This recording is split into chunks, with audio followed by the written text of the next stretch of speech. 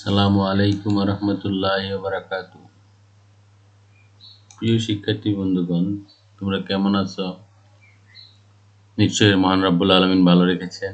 আজকের ক্লাসে তোমাদের স্বাগত। প্রিয় শিক্ষার্থীবৃন্দ, শিক্ষক পরিচিতি।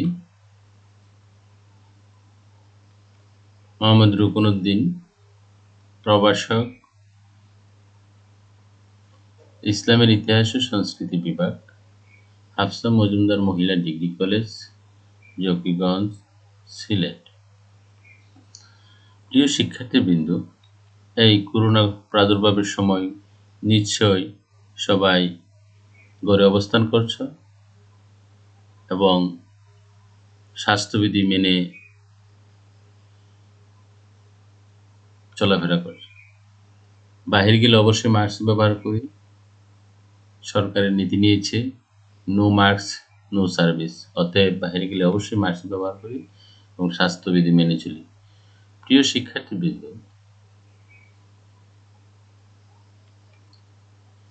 বিষয় পরিচিতি। ইসলামের ইতিহাস ও সংস্কৃতি প্রথম পত্র, শ্রেণী ডিগ্রি প্রথম বর্ষ, অধ্যায় চতুর্থ, পাঠ শিরোনাম খোলাফায়ে রাশিদিন। প্রিয় শিক্ষার্থীবৃন্দ,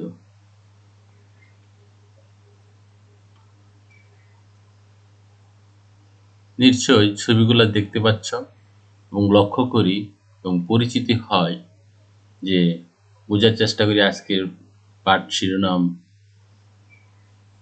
কি হবে।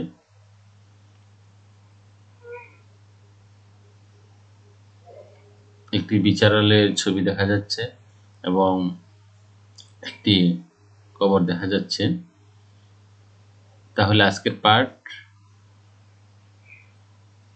ওমর রাদিয়াল্লাহু আনহু এর শাসন ব্যবস্থা।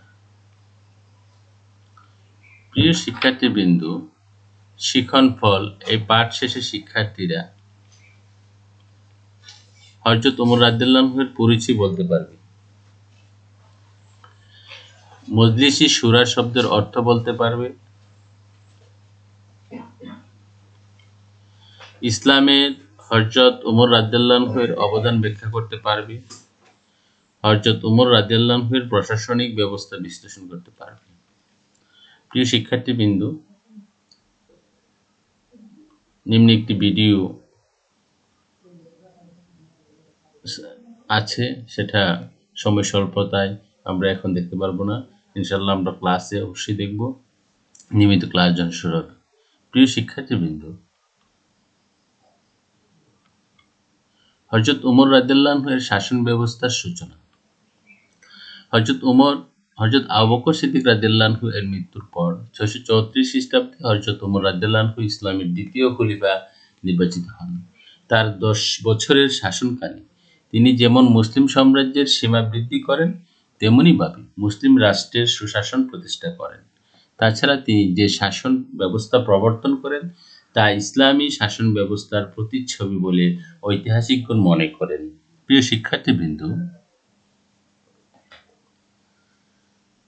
হযরত ওমর রাদিয়াল্লাহু আনহু এর পরিচয়। তিনার জন্ম 583 খ্রিস্টাব্দে। পিতা হাত্তাব বিন নুফাইল বিন উজ্জাহ, মাতা হান্তামা, বংশ কুরাইশ বংশের আদিয়া গোত্রে। ইসলাম ধর্ম গ্রহণ 616 খ্রিস্টাব্দে। 33 বছর বয়সে উপাধি ফারুক। শাসনকাল 634 খ্রিস্টাব্দ থেকে 44 খ্রিস্টাব্দ পর্যন্ত তিনি ইসলামের দ্বিতীয় খলিফা। মৃত্যু 644 খ্রিস্টাব্দে। প্রিয় শিক্ষার্থীবৃন্দ, উপদেষ্টা পরিষদ গঠন। হযরত ওমর রাদিয়াল্লাহু আনহু ছিলেন ইসলামের শাসন ব্যবস্থার প্রকৃত প্রতিষ্ঠাতা। তিনি স্বয়ং বলতেন, পরামর্শ ব্যতীত খিলাফত চলতে পারে না। তার গণতান্ত্রিক শাসন ব্যবস্থার প্রধান বৈশিষ্ট্য ছিল মজলিস উস শুরা বা উপদেষ্টা পরিষদ, যথা মজলিস উস হাস, মজলিস উস আম। প্রিয় শিক্ষার্থীবৃন্দ, মজলিস উস হাস এটি ছিল উচ্চ পরিষদ। এই পরিষদের সদস্য ছিল বিশিষ্ট সাহাবাবৃন্দ, যথা হযরত উসমান, আলী, তালহা, জুবাইর রাদিয়াল্লাহু আনহু প্রমুখ। এই পরিষদের রাষ্ট্রের দৈনন্দিন কার্যকলাপের পরামর্শ দিতেন। মজলিস উস হাসের সাথে পরামর্শ ব্যতীত হযরত ওমর কোনো কার্য সম্পাদন করতেন না। প্রিয় শিক্ষার্থীবৃন্দ, মজলিসুস আম এটি ছিল নিম্ন পরিষদ। এর সদস্য ছিলেন প্রাদেশিক শাসকগণ, মদিনার গণ্যমান্য ব্যক্তি, মুহাজ্জের ও আনসার। বছরে দুবার এই পরিষদের সভা আহ্বান করা হতো।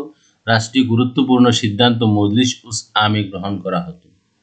মদিনার মসজিদে উপদেষ্টা পরিষদের সভা অনুষ্ঠিত হতো। প্রিয় শিক্ষার্থীবৃন্দ, শাসন ব্যবস্থার বৈশিষ্ট্য। হযরত ওমর রাদিয়াল্লাহু আনহু এর শাসন ব্যবস্থার অন্যতম প্রধান বৈশিষ্ট্য ছিল আরব জাতীয়তাবাদকে অক্ষুণ্ণ রাখা। এর জন্য তিনি প্রধানত দুটি নীতি অনুসরণ করেন। প্রথমত, আরব উপদ্বীপকে সম্পূর্ণরূপে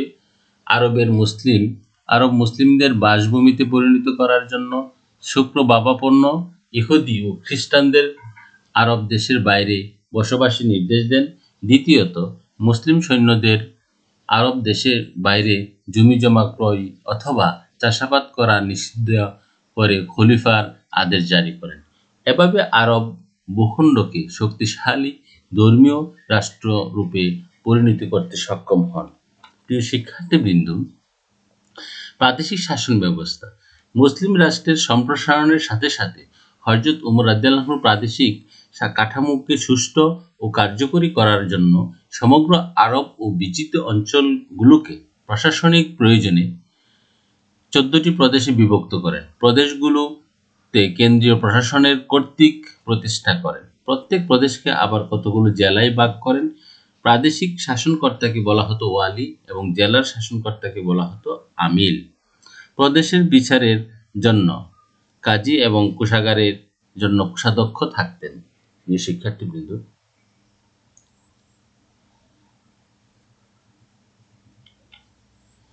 মজলিস ও শুরা এর শ্রেণী বিভাগ। মজলিস ও শুরা, উচ্চ পরিষদ, নিম্ন পরিষদ। উচ্চ পরিষদ হচ্ছে মজলিসে হাস আর নিম্ন পরিষদ হচ্ছে মজলিস উস আম।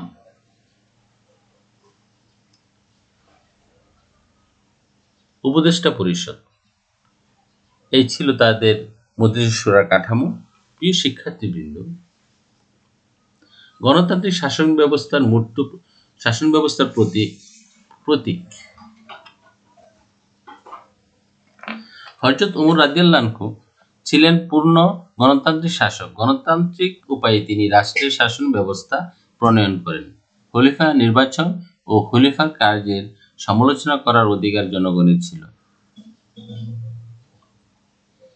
মাওলানা মুহাম্মদ আলী বলেছেন যে, under Umar the principal of democracy was created, to point to which it will yet take the world time to attain. অর্থাৎ হযরত উমরের সময় গণতন্ত্রের আদর্শ যত দূর বহন করা হয়েছিল, সে আদর্শ অর্জন করতে বিশ্বের আরো সময় লাগবে। প্রিয় শিক্ষার্থীবৃন্দ,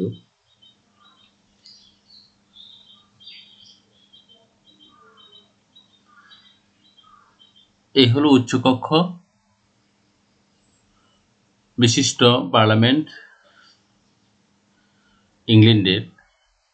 ওদের উচ্চকক্ষ আছে এবং নিম্নকক্ষ আছে, এবং নিম্নকক্ষ, উচ্চকক্ষ এবং নিম্ন, অর্থাৎ তাদের উচ্চকক্ষ পরিষদ এবং নিম্নকক্ষ দুইটি পরিষদেই তারা তাদের সম্পাদন করেন। ইংল্যান্ড, যুক্তরাজ্য, যুক্তরাষ্ট্র, অর্থাৎ ইংল্যান্ড এবং আমেরিকা, তারা তাদের এই উচ্চকক্ষ নিম্নকক্ষ পরিষদে তাদের রাষ্ট্র ব্যবস্থা চালান। সেটা ছিল আমাদের প্রিয় উমর রাদিয়াল্লাহু আনহু এর প্রতিষ্ঠিত শাসন ব্যবস্থা। তারা তাদের শাসন কাঠামোতে নিয়েছেন। প্রিয় শিক্ষার্থীবৃন্দ, বাইতুল মাল প্রতিষ্ঠা। বাইতুল আরবি শব্দ, এর অর্থ ধন সম্পদের ঘর। ইসলামের শরীয়তের পরিভাষায় ইসলামী রাষ্ট্রের কেন্দ্রীয় অর্থ তহবিল বা জাতীয় কোষাগার বাইতুল মাল বলা হয়। প্রিয় শিক্ষার্থীবৃন্দ, মূলত হযরত আবু বকর রাদিয়াল্লাহু আনহু বাইতুল মাল প্রতিষ্ঠা করেন, কিন্তু হযরত ওমর রাদিয়াল্লাহু আনহু সেই বাইতুল মালকে আরো সুসংহত করেন। প্রিয় শিক্ষার্থীবৃন্দ, বিচার বিভাগ পরিচালনার জন্য রাসূল ইসলামের সময় থেকে বিচার বিভাগ যাত্রা শুরু হয়েছিল। ন্যায় বিচারের প্রতিষ্ঠার জন্য তিনি প্রতি প্রদেশে একজন করে কাজী নিযুক্ত করতেন। হযরত উমরের সময় বিচার বিভাগ দৃঢ় ভিত্তির উপর প্রতিষ্ঠিত হয়। বিচার প্রক্রিয়া পরিচালনা, বিচারক নিয়োগ, রায় প্রদানের ক্ষেত্রে সুষ্ঠু নীতি প্রণয়ন করা হয়। বিচারের দায়িত্বপ্রাপ্ত ব্যক্তিকে কাজী বলা হতো। প্রিয় শিক্ষার্থীবৃন্দ, সেনাবাহিনী গঠন। উমর রাদিয়াল্লাহু আনহু তিনি রাষ্ট্রের অভ্যন্তরীণ বৈদেশিক আক্রমণ থেকে দেশকে রক্ষা করার জন্য তিনি সেনাবাহিনী গঠন করেছিলেন এবং তিনি সেনাবাহিনীকে নিয়মিত প্রশিক্ষণ দেওয়ার ব্যবস্থা করেছিলেন এবং নিয়মিত বেতন ভাতাদি প্রদান করতেন। প্রিয় শিক্ষার্থীবৃন্দ, পুলিশ বাহিনী। রাষ্ট্রের আইন শৃঙ্খলা নিয়ন্ত্রণের জন্য তিনি পুলিশ বাহিনী গঠন করেছিলেন। পুলিশ বাহিনী গঠন করে রাষ্ট্রের সার্বিক ব্যবস্থা তিনি তদারকি করতেন। খোলাফায়ে রাশিদিন আমলে প্রথম দিকে কোনো স্বতন্ত্র পুলিশ বিভাগ ছিল না, কিন্তু জনসাধারণের জীবন ও সম্পত্তি রক্ষা করা এবং অপরাধমূলক তৎপরতা দমনের জন্য হযরত উমর রাদিয়াল্লাহু আনহু সর্বপ্রথম একটি সুগঠিত পুলিশ বাহিনীর সৃষ্টি করেন।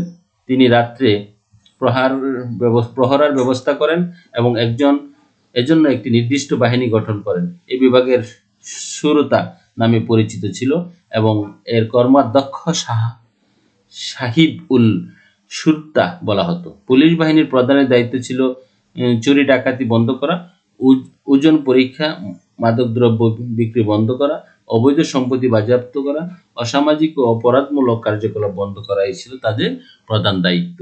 প্রিয় শিক্ষার্থীবৃন্দ, রাজস্ব ব্যবস্থা। হযরত উমর রাদিয়াল্লাহু আনহু বিশাল ইসলামী সাম্রাজ্যের প্রশাসনিক ব্যবস্থাকে সুগঠিত করার জন্য রাজস্ব ব্যবস্থার আমূল পরিবর্তন সাধন করেন। হযরত উমর রাদিয়াল্লাহু আনহু এর রাজস্ব বিভাগ সম্পর্কে নিম্নে আলোচনা করা হলো। প্রিয় শিক্ষার্থীবৃন্দ, উমরের রাজস্বের উৎসসমূহের নাম।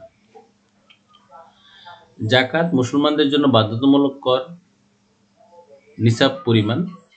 জিজিয়া মুসলিম রাষ্ট্রের অমুসলিমদের প্রদেয় নিরাপত্তামূলক কর। গনিমত যুদ্ধক্ষেত্রে পরাজিত শত্রুপক্ষের কাছ থেকে প্রাপ্ত সম্পদ।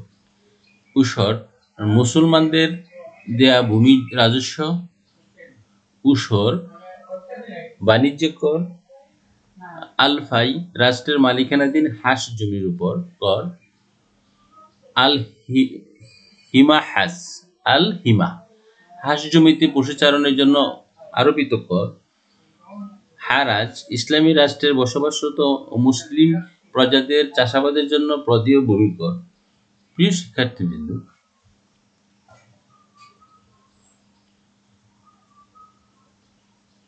আদমশুমারি প্রবর্তন। হযরত উমর রাদিয়াল্লাহু আনহু আদমশুমারি প্রবর্তন করেছিলেন। তিনি আদমশুমারি প্রবর্তন করে রাষ্ট্রের এক ঐতিহাসিক কাজ সম্পাদন করেছিলেন। আদমশুমারি বা লোক গণনার ব্যবস্থা হযরত উমর রাদিয়াল্লাহু আনহু এর প্রবর্তন করেন। আদমশুমারি অনুযায়ী লোকজনের তালিকা প্রস্তুত করে ভাতা বুককারীর নাম লিপিবদ্ধ করা হয়। ভাতা প্রদানের সুবিধার্থে হযরত উমর রাদিয়াল্লাহু আনহু তাদেরকে 3 শ্রেণীতে বিভক্ত করেন। হযরত মুহাম্মদ সাল্লাল্লাহু আলাইহি ওয়াসাল্লামের নিকট আত্মীয় স্বজন, ইসলামের সেবকবৃন্দ এবং সাহায্যকারীও ভাতা বুক করত। প্রিয় শিক্ষার্থীবৃন্দ,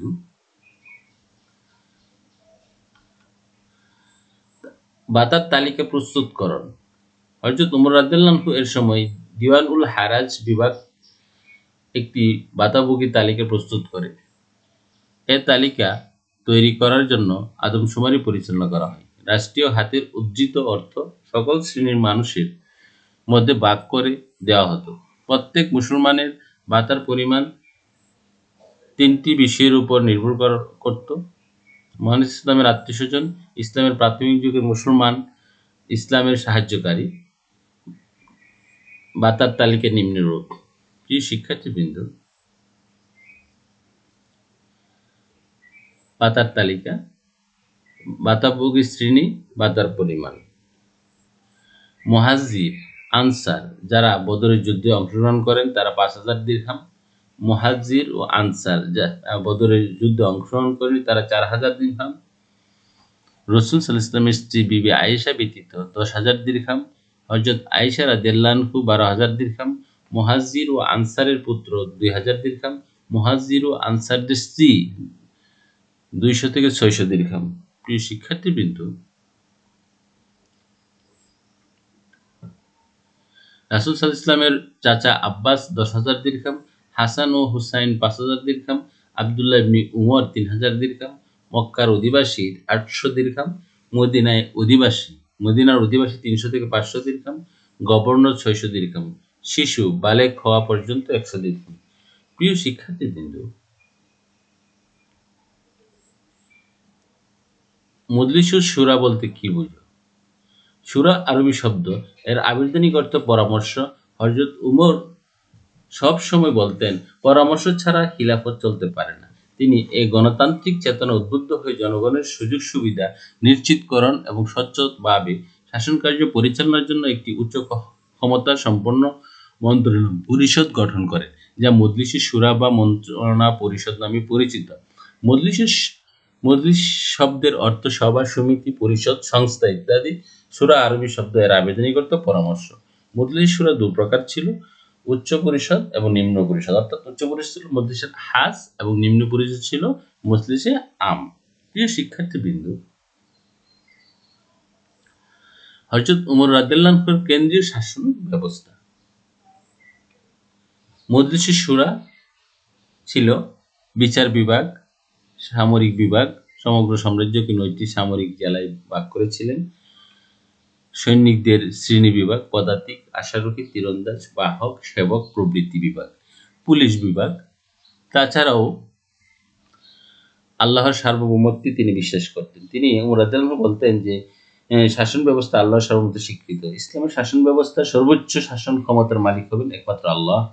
আল কুরআন, হাদিস, আল ইজমা, আল কিয়াস দ্বারা তিনি আল্লাহর প্রতিনিধি হিসেবে শাসন কার্য পরিচালনা করবেন। তবে তিনি আল্লাহর সার্বভৌমত্বকে স্বীকার করে নিয়ে আল্লাহর প্রতিনিধি হিসেবে সর্বোচ্চ ক্ষমতার অধিকারী ছিলেন। প্রিয় শিক্ষার্থীবৃন্দ, জেলখানা প্রতিষ্ঠা। তিনি জেলখানা প্রতিষ্ঠা করেছিলেন।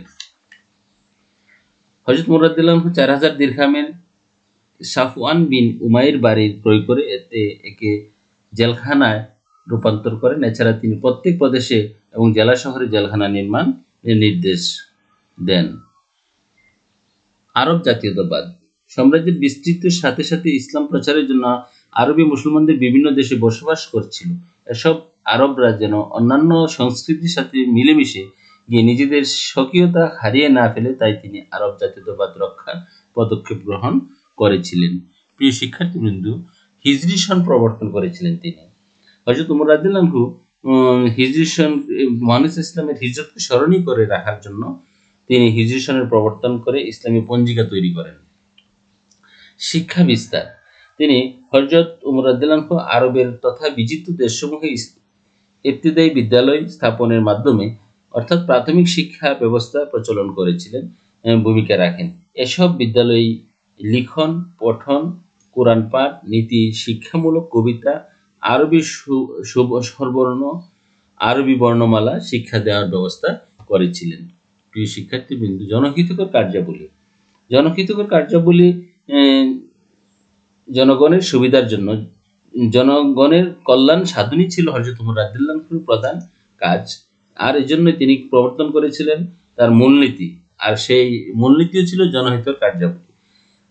তিনি সর্বপ্রথম গুপ্তচর প্রহরীর ব্যবস্থা করেন, জেলখানার প্রতিষ্ঠা করে সন্ত্রাসীদের আটক করে জনজীবনের নিরাপত্তা প্রদান করেন। এছাড়াও খাল খনন, মসজিদ নির্মাণ, রাস্তাঘাটের উন্নয়ন, সেতু নির্মাণ করে জনগণের কল্যাণ সাধন করেছিলেন। প্রিয় শিক্ষার্থীবৃন্দ, কৃষি উন্নয়নে তিনি গুরুত্বপূর্ণ ভূমিকা পালন করেছিলেন। কৃষির উন্নয়নে কাজ করেছিলেন হযরত উমর রাদিয়াল্লাহু আনহু তিনি কৃষি ব্যবস্থার উন্নয়ন করেন। কৃষিভিত্তিক অর্থনীতি উন্নতি কল্পে হযরত উমর রাদিয়াল্লাহু আনহু কৃষিকাজের প্রভুত্ব উন্নত সাধন করেন। মিশর, সিরিয়া, ইরাকে জমি জরিপ করে রাজস্ব নির্ধারণ করেন। সেচ ব্যবস্থার উন্নয়নের জন্য খাল খনন করেন। নহরি মালিক নামক খাল খনন করেন। দাজলা হতে পানি দিয়ে শস্য উৎপাদন করেন। পতিত জমি ৩ বছর বিনা শুল্কে আবাদের জন্য কৃষকদের উৎসাহিত করেছিলেন। প্রিয় শিক্ষার্থীবৃন্দ, সরকারের সমালোচনার অধিকার। তিনি সরকারের কার্যাদি সমালোচনা করতে কার্যাদি সমালোচনা করতেন এবং রাসূল সাল্লাল্লাহু আলাইহি ওয়াসাল্লাম উমর রাদিয়াল্লাহু আনহু জনসাধারণকে উৎসাহিত করতেন। অর্থাৎ সরকারের যে কোনো গঠনমূলক কার্যাদি যে কোনো ব্যাপারে জনগণ যদি সমালোচনা করেন, আলোচনা করেন, সেটা উৎসাহিত করতেন। এর ফলে যে কোনো শাসকগত ত্রুটি সাথে সাথে সংশোধন করতেন। এ প্রসঙ্গে মাওলানা মোহাম্মদ আলী যথার্থই বলেছেন, under Umar the principle of democracy was created to a point to which it will yet take the world time to attend. প্রিয় শিক্ষার্থীবৃন্দ, দাসপ্রথা বিলোপ সাধন করেছিলেন তিনি। হযরত উমর রাদিয়াল্লাহু আনহু তিনি দাসপ্রথাকে বিলোপ সাধন করেছিলেন। দাসপ্রথা বিলোপ সাধন করে উমর রাদিয়াল্লাহু আনহু সকল মানুষের সমান অধিকার প্রতিষ্ঠা করেন। ইসলামের সাম্যের বাণী আরো জোরালো করে তুলেছিলেন। মাওলানা মুহাম্মদ আলী বলেন, দাসপ্রথা বিলোপ গৃহীত পদক্ষেপ ছিল উমর রাদিয়াল্লাহু আনহুর অন্যতম কৃতিত্ব। প্রিয় শিক্ষার্থীবৃন্দ, একক কাজ।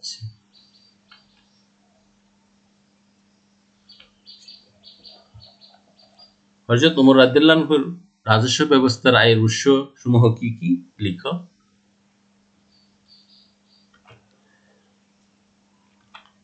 দলীয় কাজ। হযরত উমরের শাসন ব্যবস্থা গণতন্ত্রের উপর ভিত্তি ছিল, আলোচনা করো। প্রিয় শিক্ষার্থীবৃন্দ, মূল্যায়ন। সূরা শব্দের অর্থ কি? মজলিসুস সূরা বলতে কি বোঝায়? মজলিসুল হাসের বিবরণ দাও। প্রাদেশিক শাসন ব্যবস্থায় হযরত উমরের অবদান মূল্যায়ন করো। মজলিস আল হাস, মজলিস আল আমের মধ্যে পার্থক্য কি ছিল?